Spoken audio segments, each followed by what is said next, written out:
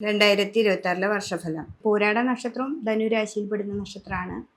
അവർക്കും 7ാം ഭാവത്തിൽ വ്യാഴം നിൽക്കുന്ന ഒരു സമയമാണ്. നിവൃത്തി സ്ഥാനത്താണ്. ഏറ്റവും നല്ല ഭാവമായിരുന്നു.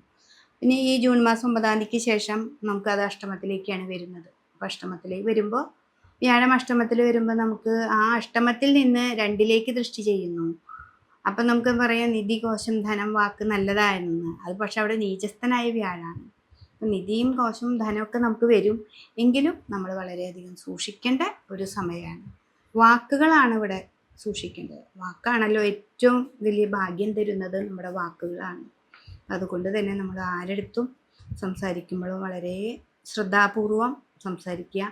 അധികം മൗനമായിട്ട് നടക്കുക. അതാണ്. ആവശ്യങ്ങൾക്ക് മാത്രം സംസാരിക്കുക. പിന്നെ നമ്മൾ മിണ്ടാതിരിക്കുക. അതാണ് ഈ ഒരു 6 മാസം കഴിഞ്ഞാൽ, അതായത് 2026 ജൂൺ മാസം കഴിഞ്ഞാൽ നമ്മളൊന്ന് പ്രാക്ടീസ് ചെയ്യേണ്ട ഒരു കാര്യം.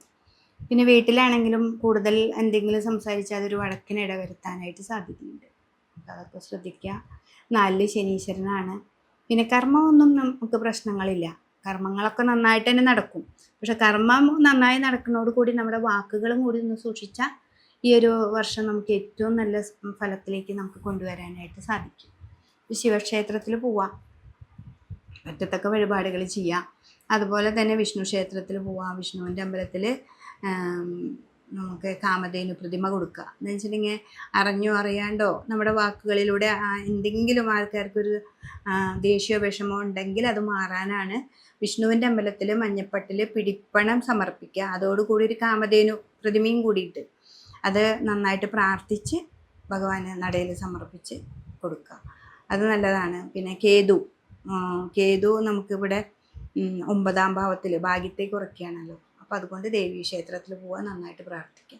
പൂരാട നക്ഷത്രക്കാർക്ക് ഈ ഒരു വർഷം ഗുണവും ദോഷവും സമ്മിശ്രമായിട്ടുള്ളൊരു ഫലമാണ്. എന്നാലും നമ്മളതിനെ ശ്രദ്ധിച്ചുകൊണ്ട് മുന്നോട്ട് പോവുകയാണെങ്കിൽ ഏറ്റവും നല്ല ഫലം തന്നെ കിട്ടും. ഏറ്റവും നന്നായിട്ട് തന്നെ നമുക്ക് കിട്ടാനായിട്ട് നമ്മളൊന്ന് ശ്രദ്ധിച്ചാൽ മതി. നമ്മുടെ വാക്കുകളെ ശ്രദ്ധിച്ചാൽ മതി. കുട്ടികളാണെങ്കിലും പുറത്തേക്ക് പോകേണ്ടി വരുമ്പോൾ ഓരോ ഇൻ്റർവ്യൂ ഒക്കെ കഴിഞ്ഞാലും 2ഓ 3ഓ പ്രാവശ്യമൊക്കെ പോകേണ്ടി വരും. എന്നാലും നമുക്കത് മുന്നോട്ട് പോയാൽ അത് നമുക്ക് കിട്ടും. അതിനു വേണ്ടി നമുക്ക് മുന്നോട്ട് പോകാനായിട്ട് സാധിക്കും. അതാണ് ഈ പൂരാട നക്ഷത്രക്കാരെ സംബന്ധിച്ച് വരുന്നത്.